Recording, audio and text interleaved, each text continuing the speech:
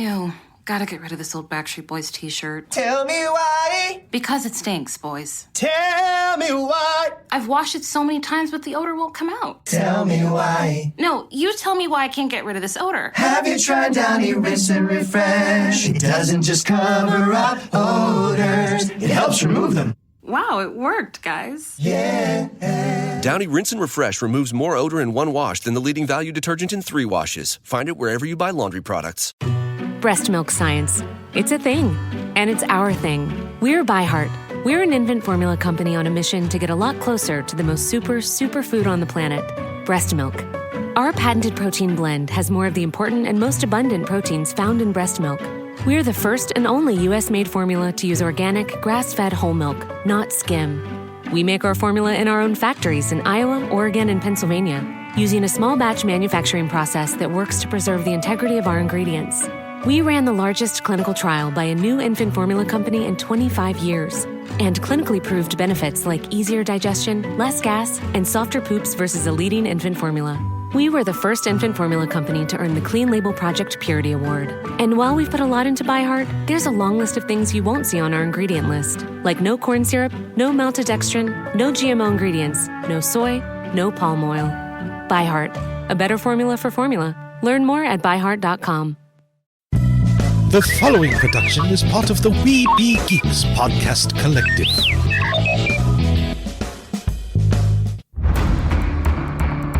From days long ago, from uncharted regions of the universe, comes a legend. The dream that came through a million years, that lived on through all the tears. It came here, the Fandom Nexus. Fabulous secret powers were revealed to our host as he plugged in his microphone. I have a podcast! Here he is, your Spider-Pan, Jeremy.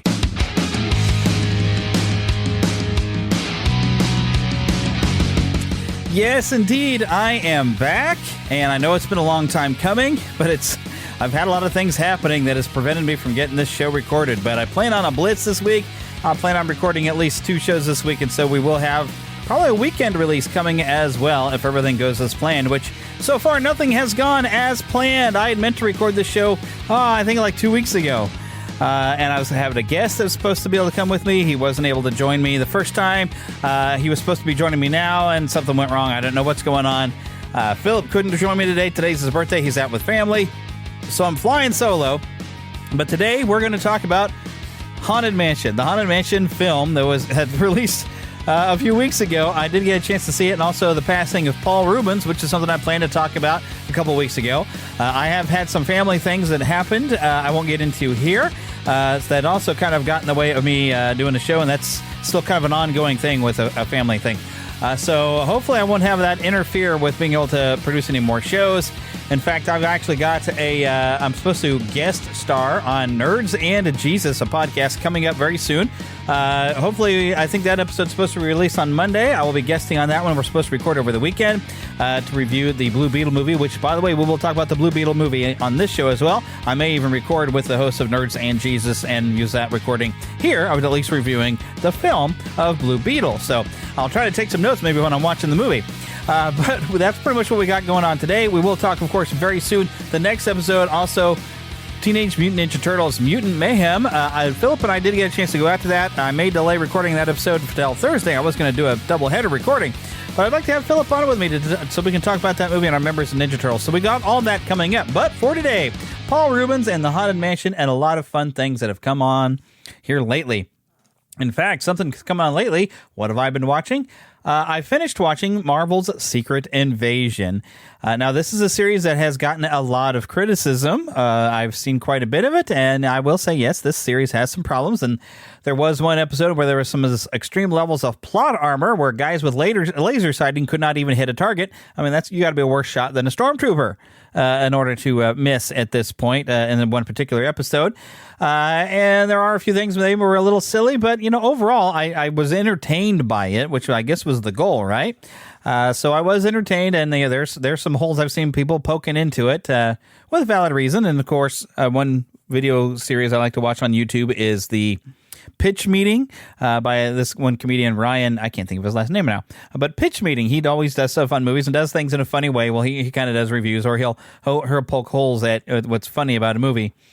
And he had made some valid points, I would say, but, I was at least entertained by it. And so, all right, so if I'm entertained, I'll take it as worth watching. So, yeah, that was kind of my thoughts on that. It was a little odd at points, and some people were criticizing that, we got another old, rundown, hero character, because now Nick Fury is in there, and the excuse to, let's not rely on the Avengers at an Avengers level threat was kind of odd. And another thing, at the end of the series, it didn't really resolve things very much. We took out a villain, but it didn't resolve the issue. So I don't know if this is going to be an ongoing storyline or what they're planning to do with this. We still got stuff coming up. We've got a Marvel's movie, which I'm going to skip. I'm falling off of this because a lot of the Marvel productions have not been very good lately. And then occasionally you do get a good one, like Guardians of the Galaxy Volume 3, which is available to stream now on Disney+. My wife has not yet gotten to see that. We started watching it a little bit. I saw it in theaters and did enjoy that one. We're going to have to sit down and have my wife actually watch that at some point here very, very soon, but we haven't gotten around to it. So what have I been playing? There's two things I've listed as playing, but I'm going to save the one for the next one because it'll make sense for next episode. But I have been playing Just Cause 3, and I've been streaming it to Twitch and then taking those videos from Twitch and putting them on the Neverland official gaming channel. And I'm not very good at this game. You can watch me die a lot as I'm basically kind of going through and I don't know that they really have side quests other than something that'll pop up for you to go do. But I'm going and taking out military bases and freeing villages from this evil dictator and stuff. It reminds me a lot of Far Cry, the Far Cry series, where you can go and take, except for Far Cry allows you a little bit of stealth and you go and you take out these outposts. But you go all these different things. You have to accomplish a certain amount of goals or whatever on each little town or a military base. You accomplish all these goals and then you go change it over and take it away from this evil dictator guy. So it's been very similar, but it is innovative and fun in that.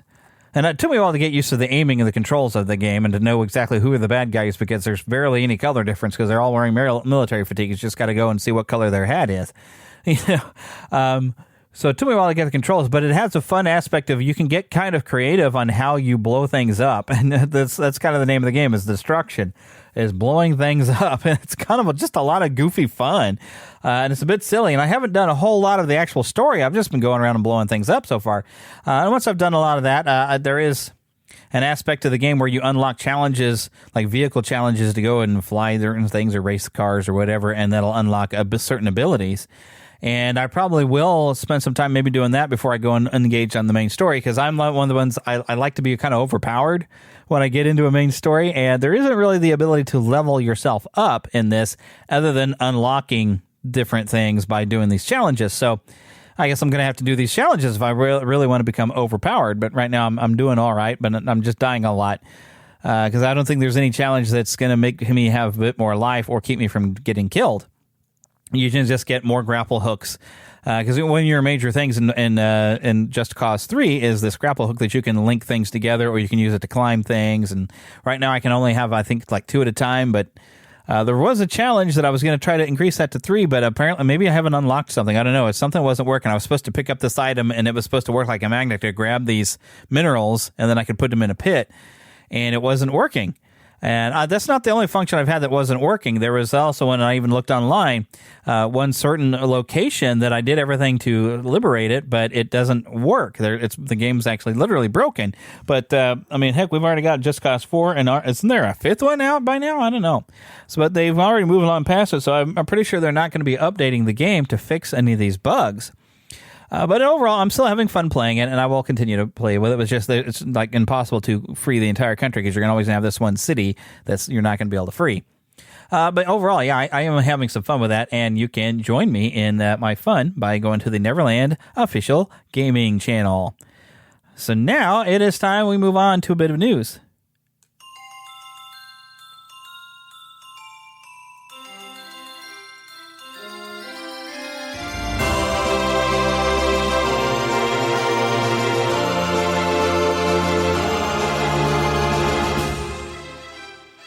spanning the Disney and geek universe to bring you the best in comics, toys, movies, and entertainment. This is news from around Neverland. All right, now this is a bit of a news, but it might be a bit of a spoiler, and it says, but this is something I guess 2 weeks ago. But in the actual world of Marvel Comics with the X-Men, they had this thing called the Hellfire Gala, which has apparently changed a lot of different things. And even I've been seeing stuff on YouTube where people were showing pictures of like Cyclops getting his head blown off. It's like violent, but apparently they're killing off a lot of these things. So it says here in this article I found here on bamsmacpow.com, and this came out. It says, millions of mutants killed by this spoilers at a Hellfire Gala. But someone named Orcus has been planning to rid the world of mutants for years, and as powerful as the X-Men are, their lives are more than planning to stop Orcus. Meanwhile, their enemies did nothing but plan for the destruction of mutants. And apparently this is part of an event called the Fall of X. There's an official trailer. I doubt this is going to have any dialogue on it, but let me hit you this button here.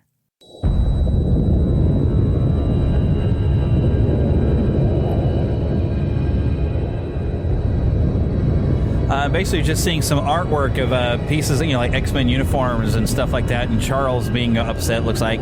They've done a lot of different things, changing things up.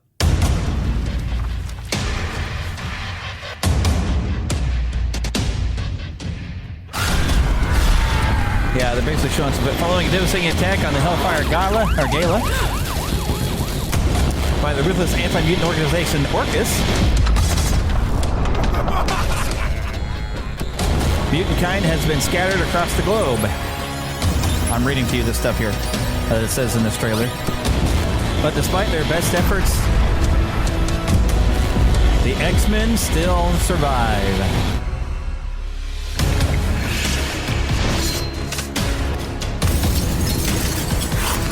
They're showing which ones are surviving this, and all the different, I guess, comics that are going to be carrying this storyline. Somewhere zombie-looking Wolverine here. Holy cow, what in the world?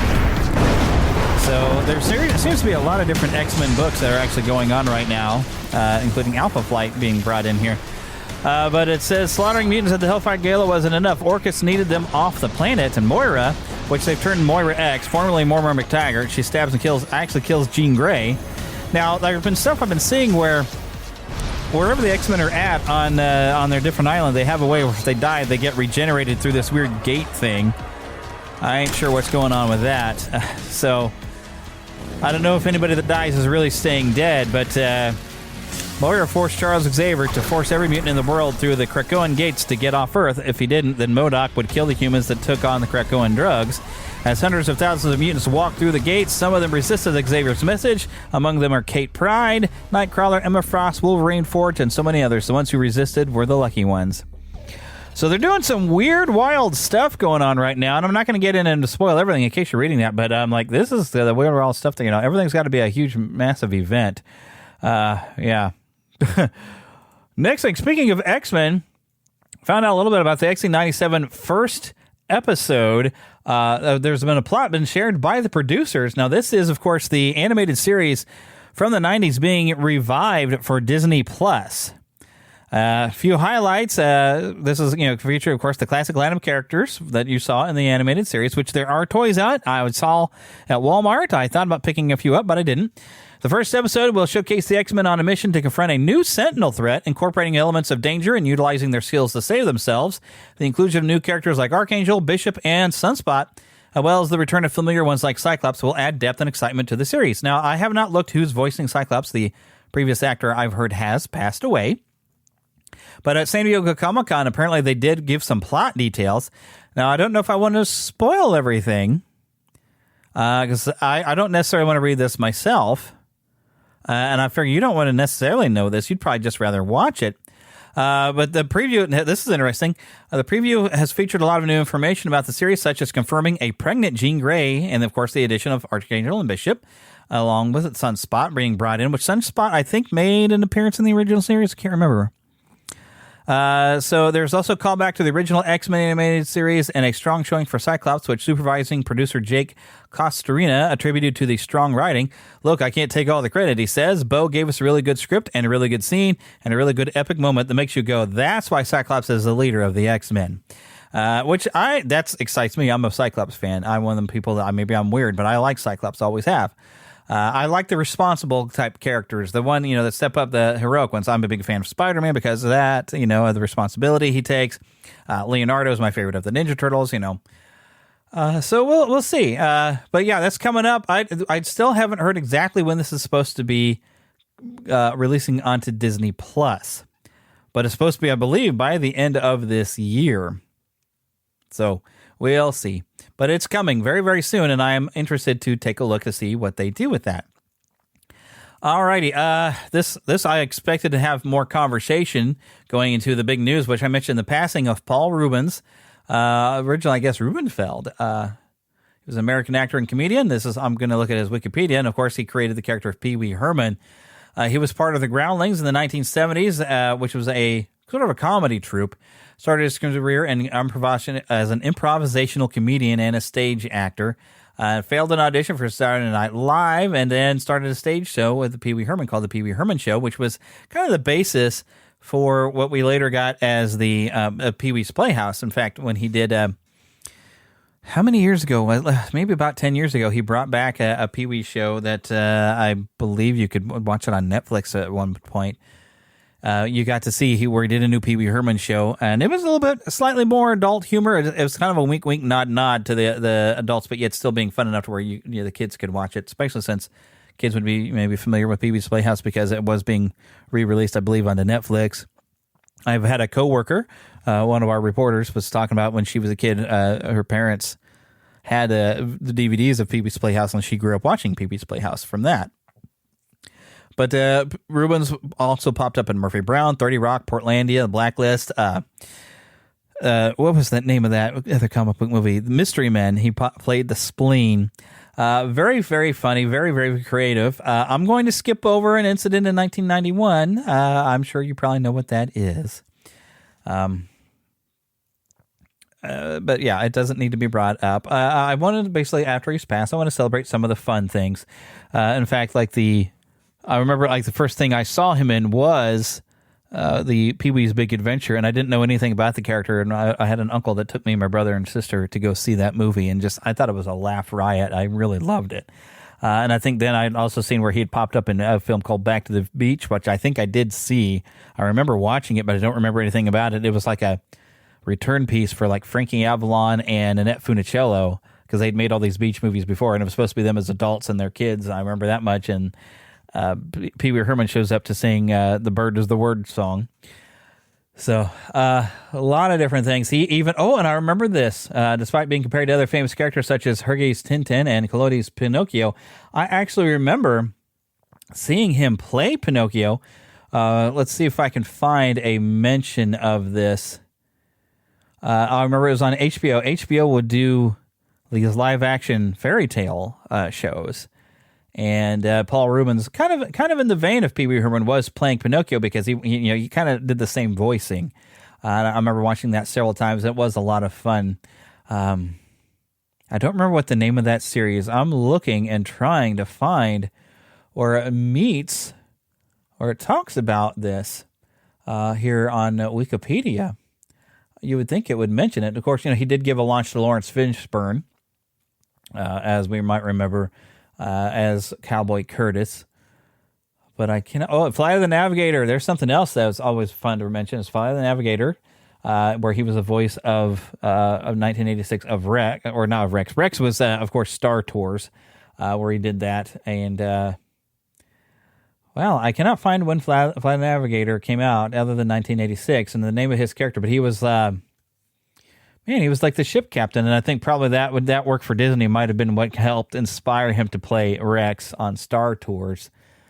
Max, yeah, that's who it was. Wasn't he Max? Or he got the name Max. He just had like a serial number, I think, initially, and then the kid in Flight of the Navigator calls him Max to make it simpler. Cannot seem to find anything about this HBO thing. I swear it existed. Hopefully, maybe somebody else besides me reminds me or remember this. Oh, my goodness. There was even, there's 1991, The Arrest. There's also some stuff between 2002 2004. I don't really want to get into that. I'd hate to bring up all the bad things. But 6 years ago, he had been diagnosed with cancer and did not talk about it in public. Following his death, a statement written by Reubens was released. That's interesting.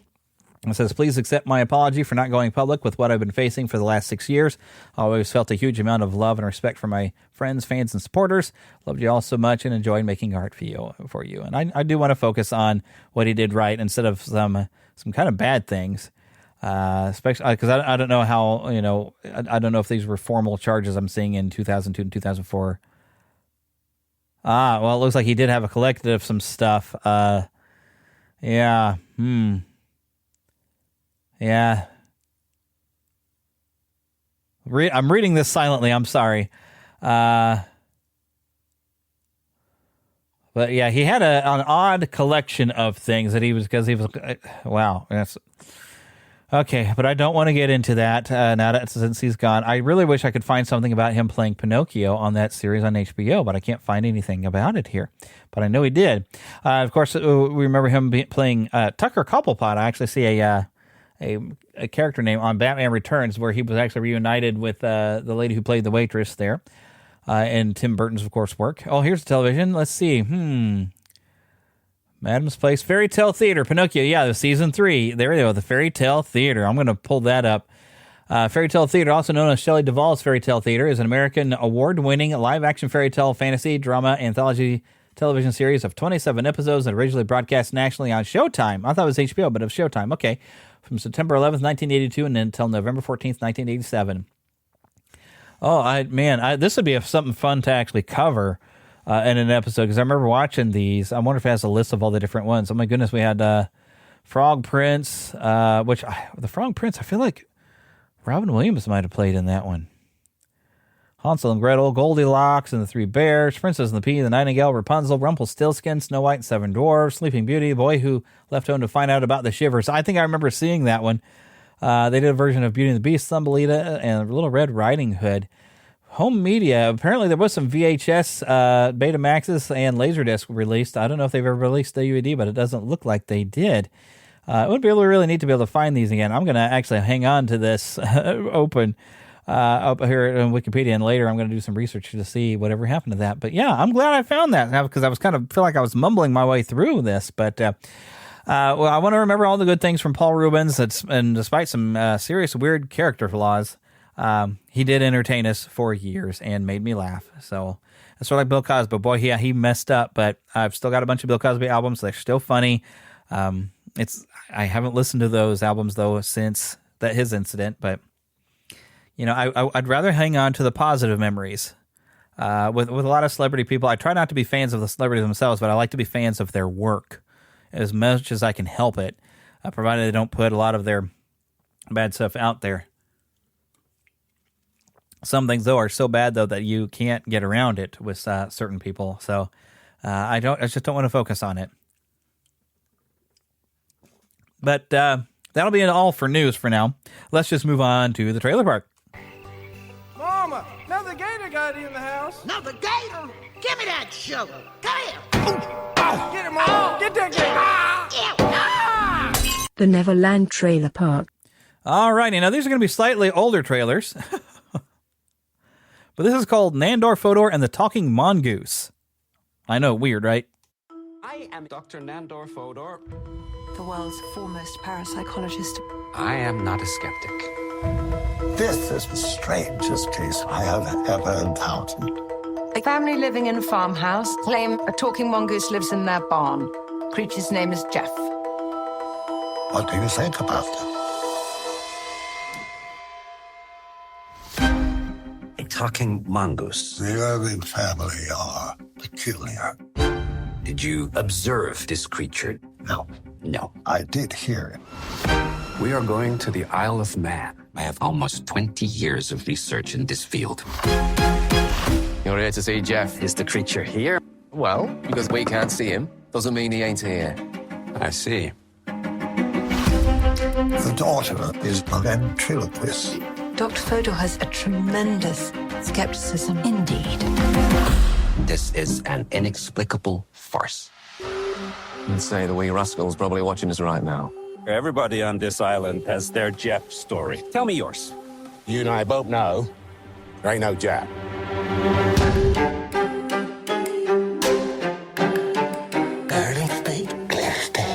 Can you tell him to come out so we can see him? Is that him there? What is the Irving's motive? It strikes me as con artists. We hear with our eyes as much as we do our ears. These people are lying. I think he exists. I'm certain of it. Just show yourself. I mean you no harm. Please. Jeff! Just show me that you're real. Dr. Fodor, here's a call for you. Just from him. Hello? Tomorrow I shall let you see me.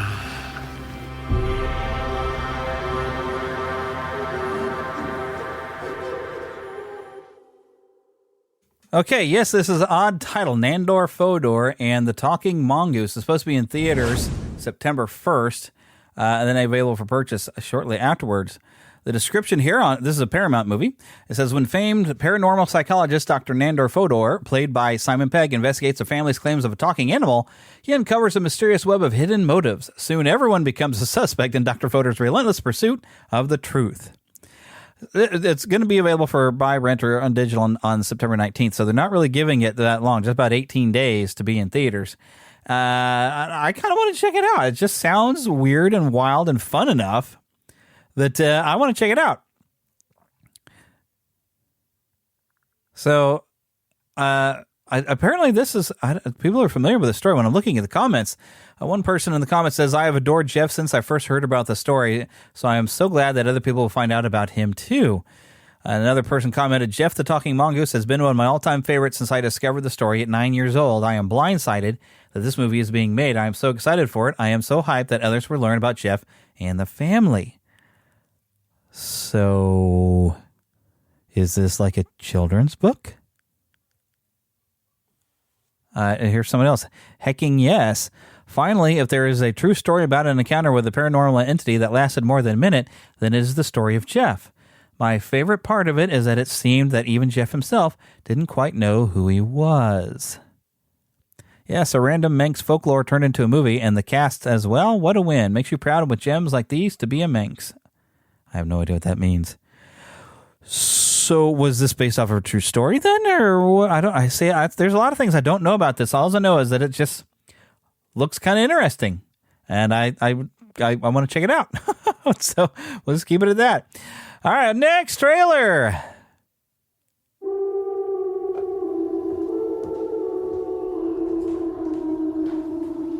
Hobie? Hello? We have a little bit of a situation we wanted to run by you. Mobius! Wow! Great to see you again! That's what's been happening. Wow! Time slipping. Wait, you know that? Yeah. You've seen that? Yeah. Can you fix that? No. It's impossible to time slip in the TVA. I know, but we just saw it happen. Yeah. I've been pulled through time between the past and the present. Hello? If what I saw is true, there's nothing to stand between this world and utter destruction. Only one way to find out. A little good old-fashioned legwork. Listen, we have different styles. You're a man of action, which is fine. I take a more slow, deliberate, cerebral approach. It's really goodbye.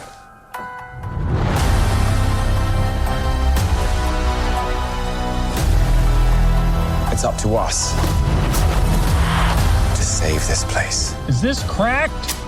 You okay? Whatever we do,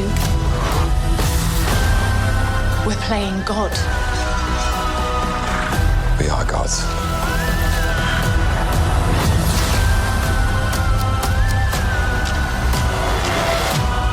But how do you choose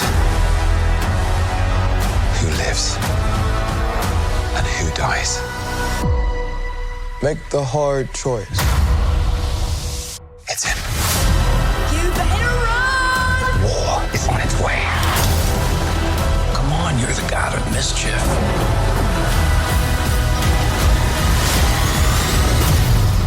Always have been.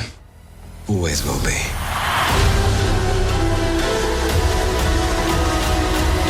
A little over the top, don't you think? I thought it was spot on.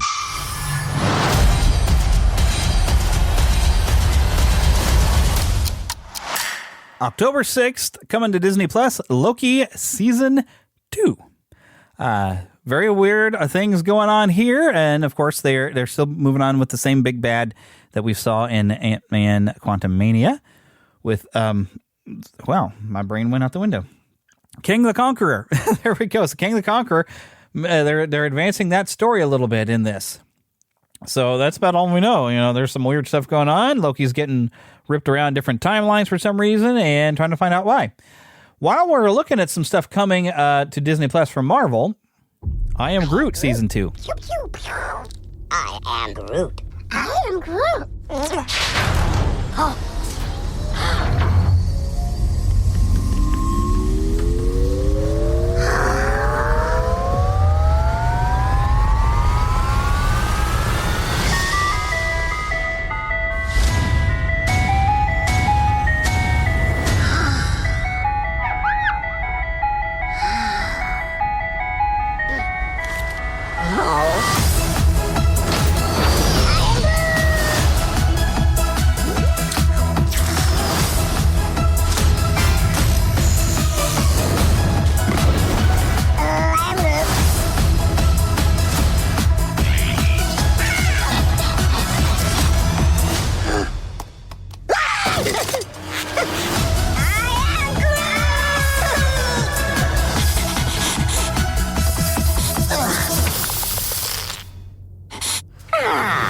Yeah, you really can't get much from the audio because all he says is I Am Groot, but it's basically Season 2 of the I Am Groot series of shorts, which I don't recall that I watched the first set of those. I need to sit down and watch those. I mean, they look, of course, just kind of cute and fun. It's basically an animated series because, you know, although it's made to look kind of live action, but it's basically an animated, you know, so yeah, we'll just go with that. But I definitely feel like I want to check that out. Here's something that I saw in front of the Haunted Mansion. If anybody of you happen to get out and see that movie, you might have seen this trailer as well. It's called A Haunting in Venice. Something scary coming. Hercule Poirot, I've found something. I've looked at it from every which way. I am the smartest person I ever met, and I can't figure it out, so I came to the second. You are up to something, my friend. I've seen a million of these so-called psychics, each one a fake. I do not believe in psychics. Come with me to a seance. Spot the con I can't. Detective, you are here to discredit me, but I can talk to the dead. I'd give all I have to hear my daughter's voice. If someone wants to be heard, we are here.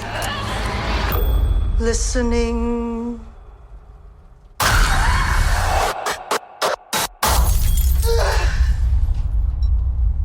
Mama? Felicia? What is happening?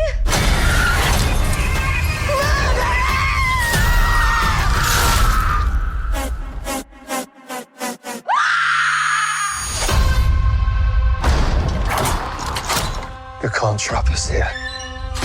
Somebody is dead. No one shall leave this place until I know who did it. A ghost killed her. There must be a rational answer for all of this. Just admit that you are up against something bigger than you.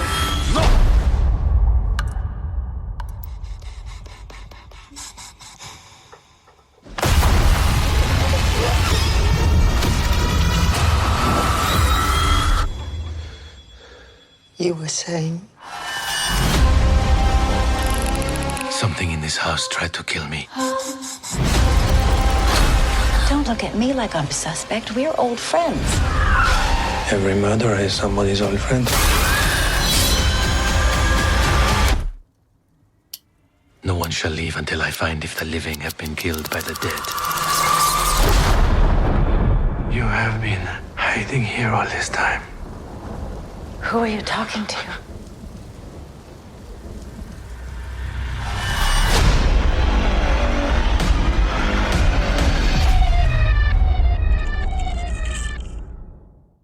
September 15th, A Haunting in Venice. And the only thing it says on 20th Century Studios' YouTube channel is death comes for everyone. This is, I believe it's an Agatha Christie character, is Hercule Poirot. But no, it has a little bit more. And when I expand it, it says the unsettling supernatural thriller based upon the novel Halloween Party by Agatha Christie and directed by and starring Oscar-winning Kenneth Branagh as famed detective Hercule Poirot will open in theaters nationwide September 15th. A Haunting in Venice is set in eerie post-World War II Venice on All Hallows Eve. A Haunting in Venice is a terrifying mystery featuring the return of the celebrated sleuth Hercule Poirot, now retired and living in self-imposed exile in the world's most glamorous city. Poirot reluctantly attends a seance at a decaying haunted palazzo. When one of the guests is murdered, the detective is thrust into a sinister world of shadows and secrets. And this is the same people who did the 2017 Murder on the Orient Express, didn't see it, and 2022 Death on the Nile, didn't see it, but I heard that Death on the Nile was well done. Murder on the Orient Express, I heard maybe didn't turn out as well. I should probably see these, though. But I think they involve one of the other detective characters that Agatha Christie wrote. But this is also directed by Kenneth Branagh, and he is a great director. He's done quite a few things, and he likes to star in a lot of things he directs. I believe he directed a Frankenstein movie. I've seen him directing a Henry V that I've seen him in, and of course, everybody loves him from Harry Potter and the Chamber of Secrets. He's just a great, entertaining actor. So I want to check this out. I didn't know what it was when I saw a stand-up outside of the theater when I went in to go see Haunted Mansion, and I was like, well, what is that? I have no idea. And then they showed this trailer, and I said, oh, that's what this is. Like, wow. And when I got home, I showed it to my wife. I'm like, hey, I think we need to go see this. This looks kind of spooky and kind of fun. And I like an interesting mystery if done right, and it looks like one. Now, here's something. There was apparently a short film, and now there's a full-length one from Angel Studios. This is called The Shift. It's coming in December. Kevin, Molly, hi. I didn't come over here honestly expecting a date, but, I feel like that's where this is going. So the idea is we have some fun, and maybe we kiss. Hopefully. 5th date, we are really a part of each other's lives. It's a real thing now. There's the bad thing that happens. Wait, hold on. What bad thing?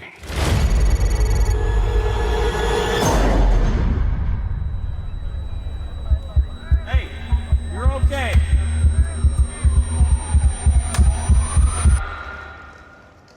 Nice to finally meet you, Kevin. I'm the benefactor.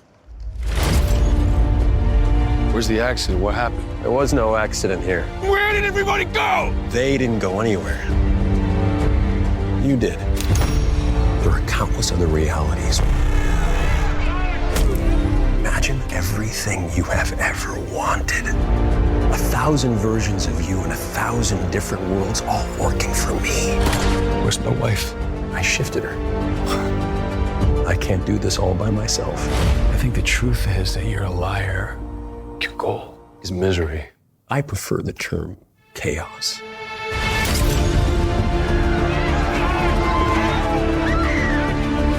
I've seen a bunch of people like us out there looking for a little hope. You're still trying to find that wife of yours. You're clinging, scraps and rumors. I'll find my mom. I don't think the benefactor's gonna shift you back to your wife because you asked nice. I won't ask nicely. I will find a way.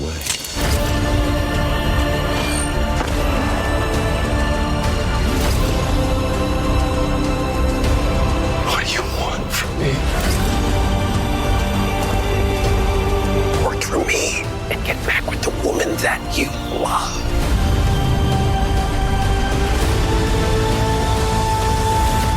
What if the bad thing tears us apart? Does that sound like something either one of us wants to endure?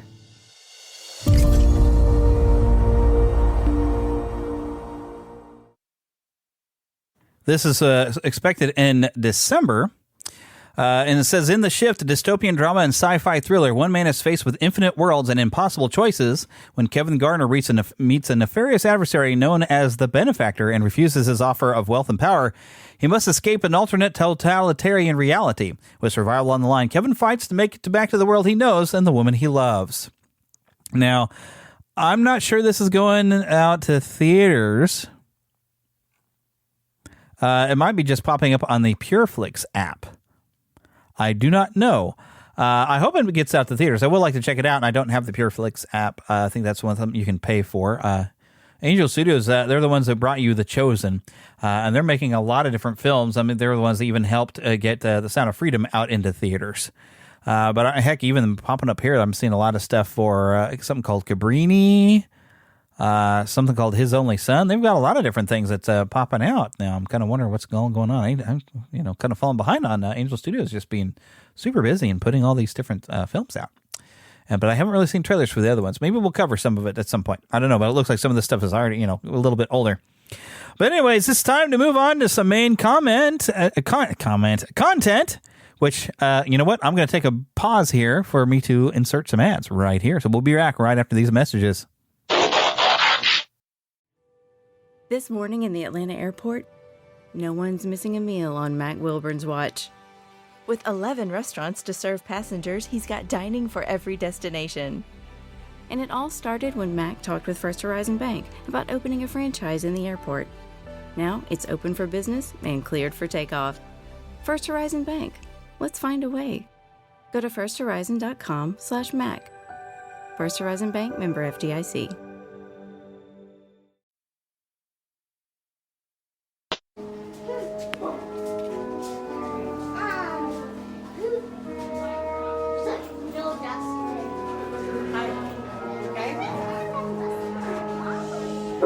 Stop, Adrian. Are you okay? Oh, sorry.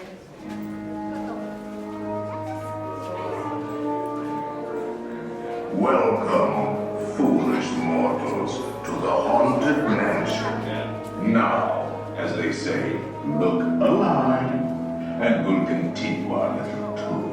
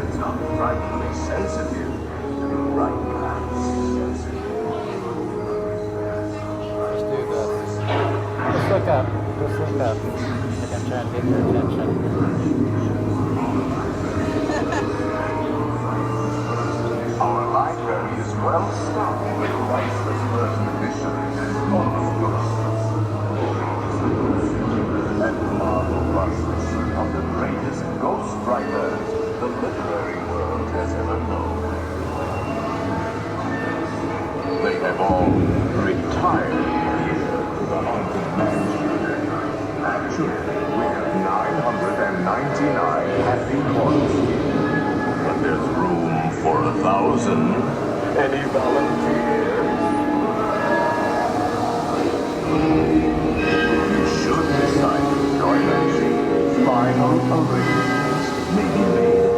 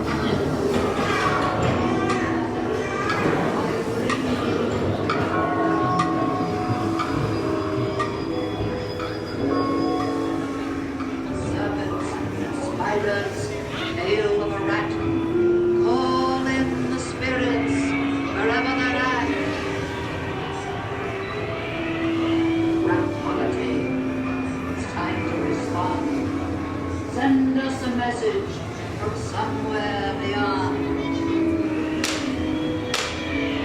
Goblins and ghoulies from last Halloween. Awaken the spirits with your tambourine. The happy horns have received your sympathetic vibrations. Now they intuitive lives. They're assembling for the swing that awaits you.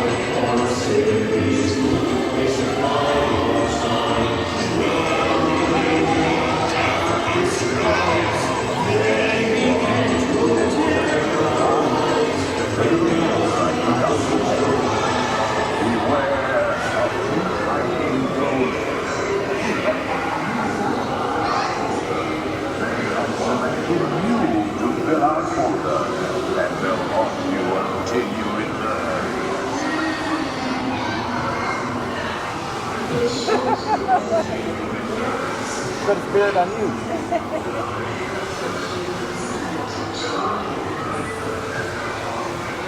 We'll find the entrance now. We've been dying to have you. Hurry back, hurry back.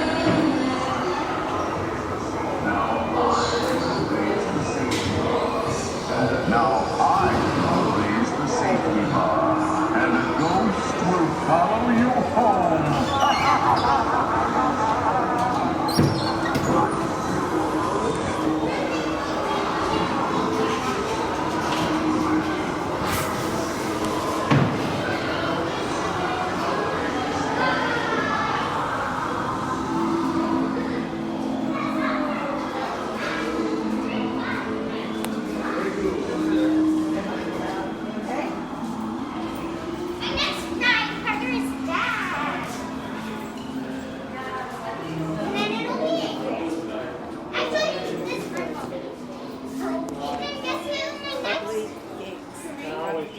Want to see a movie? Yeah. Any good? It was bad. I'm fuzzy on the whole good-bad thing. My eyeballs could have been sucked from their sockets. I like it a lot. The best movie ever made. A Fandom Nexus movie review.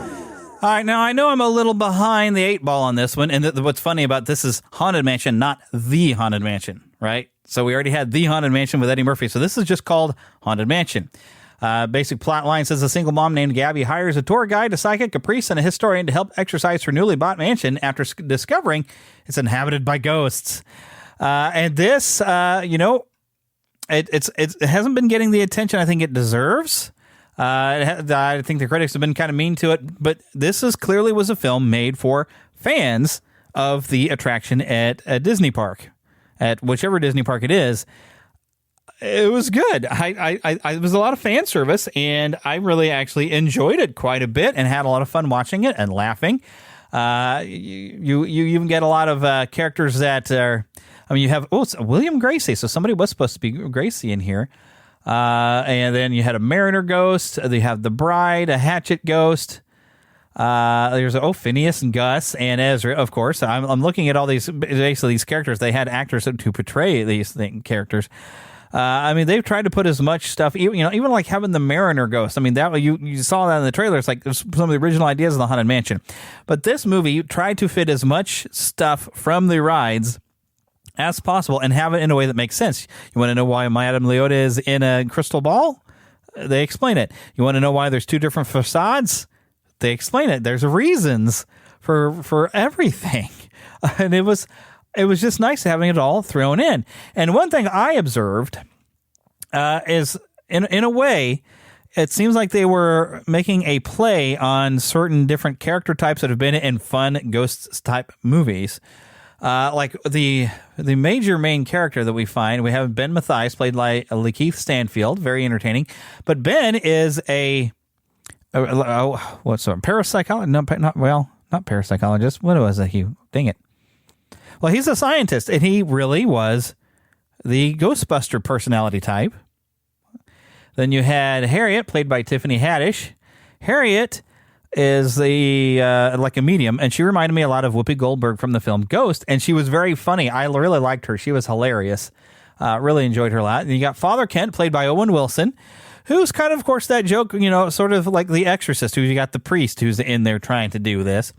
Danny DeVito's character, Bruce Davis, I couldn't tell if there was a reference that he was supposed to be representing necessarily, but it seemed like they were representing like different character types that you would see in a ghost type of movie. That's at least what I took from it. But I really enjoyed it. I thought it was hilarious, a lot of fun, a lot of great references to the ride. I laughed at a lot of it.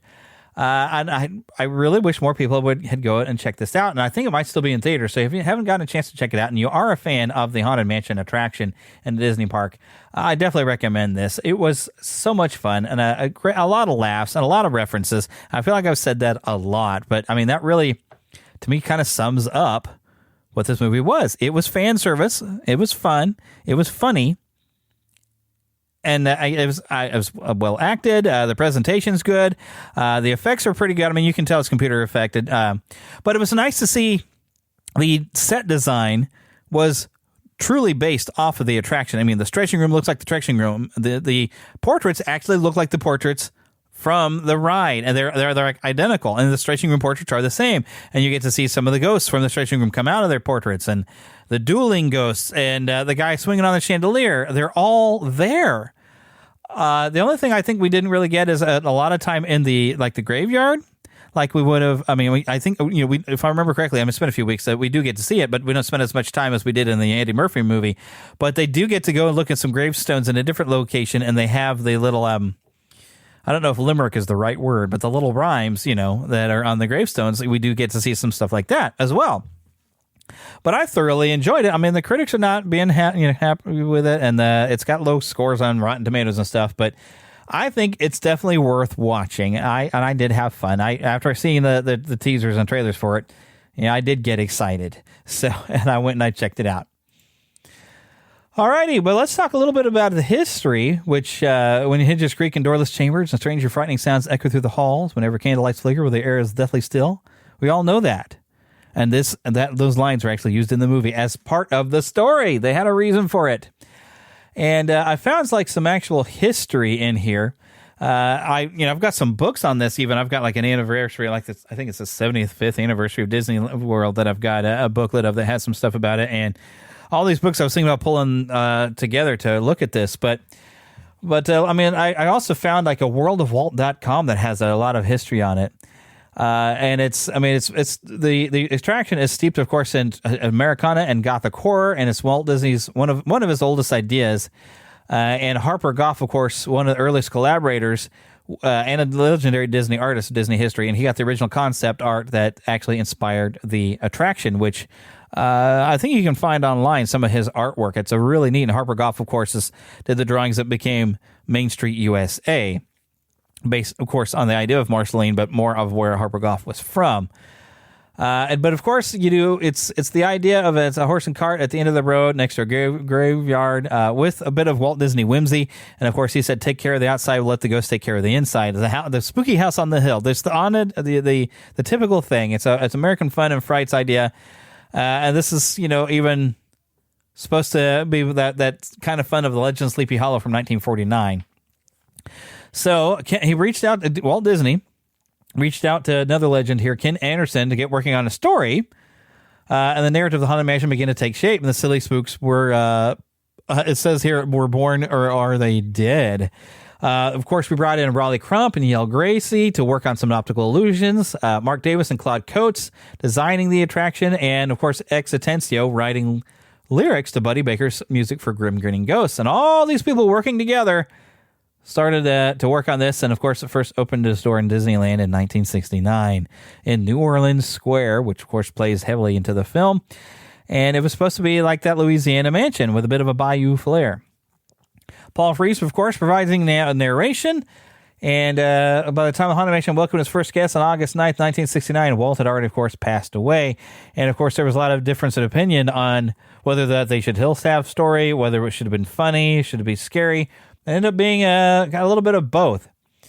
Some of the hiccups, though, there was a custodial staff at Disneyland that had an unexpected scare when they went in to clean. One of the Imagineers had left for the night. They had left the attraction turned off, or so they thought. It turned out the whole attraction was set to turn on and start running when someone tripped the motion sensor. When the custodians arrived late at night to tidy up, they got quite the fright when all those grim grinning ghosts suddenly sprang to life. The next day, the Imagineers got a phone call. You can clean up in there by yourselves from now on.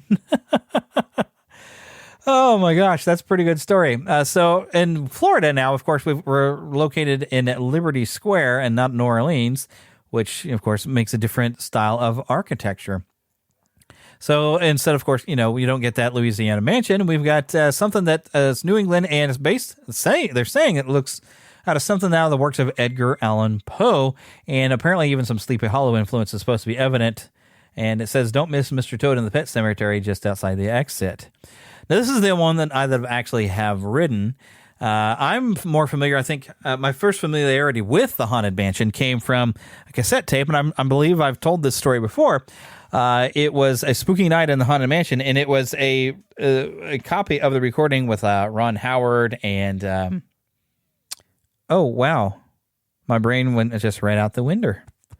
But the guy who's like voices Henry in the Country Bears, and he was the voice of Splinter, and he's done a lot of work on Adventures in Odyssey. But he plays the role, Peter Renaday, that's the guy's name. He plays the role of the ghost host in that recording. But I got that tape in a Disney store that was in a local mall that this whole mall was shut down. And it was inexpensive, and it was around Halloween time. I thought, well, this will be fun to listen to. And first time I was listening to it, I was driving to pick Heather up for something or go spend some time with Heather when she lived in Kearney. So it was like a half-hour drive. So I thought, okay, well, there's a tape I can listen to in the car. And I listened to it and just enjoyed it and listened to it over and over. And now, of course, they have that recording on a CD because Philip picked it up for me in the parks. But I became a fan of the Haunted Mansion from that. And then I started, looking into it and finding that a lot of things that were in that tape were elements on the ride. Even the some stuff missing, though, became part of the ride, like the Hatbox Ghost, which everyone calls Hattie. So it's become a staple of the parks, and it's a very popular attraction with everything. And even including voices of Paul Reubens singing with the Mellow Men as the busts. Just so much fun stuff going on in there. And like I said, this is really a very popular attraction. I don't know if I've really said anything that you didn't already know. But it's definitely, one of my favorite things at the park. And when I remember when I went to Walt Disney World, I was like, oh, that's definitely where I want to go. And I kind of wanted to go first, but I was like, okay, well, I don't know what else is here. Let's take the time to walk around the park and visit the other attractions on the way around to the Haunted Mansion. Plus, I didn't know how to get there at the time when I went. I didn't look at a map when I was there with my friend Josh. But once I got to it, boy, we rode it quite a few times because I just loved it. The only complaint I had was I felt like it was moving really fast. I wanted to slow down and look at everything. I wanted to see it all. So I really just enjoyed the heck out of it and became even a bigger fan after I went. Have not, of course, been to the parks since. Don't know if I'll ever get to the parks. They keep raising the prices of it, so I don't know if I'm ever going to get there again. But it made a great basis for a film. There's so much potential story in there, and they use it all in this movie. And if you're a fan of the ride like I am, I think you will enjoy this movie. So you haven't gotten out there and seen it yet, I do recommend it. Just go in there and have some fun. I mean, we're not trying to make an Oscar-worthy movie, other than maybe some of the effects. I don't know. Maybe they're trying to go or sound design. And even the soundtrack, it's very jazzy, but it has hints of Grim Grinning Ghosts in it.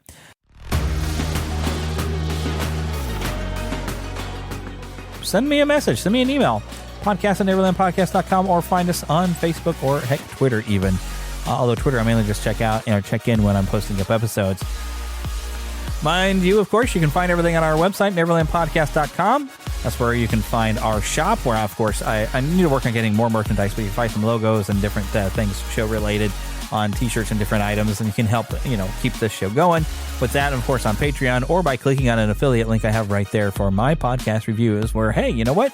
If you have a podcast, you can get all reviews, all your international reviews sent to your email. It's a wonderful service, very inexpensive, definitely worth it. But we want to thank Karen Kennedy, Ricky Pope of Christian Nerds Unite, and Darren Wilhite of the Wilhite Wall Show for helping me out with the intro. Of course, I know we thank them every week, but we are thankful for them. But now that wraps up the show. So, you know what? The only thing left to do is say to get lost in an adventure. And I will see you very, very soon.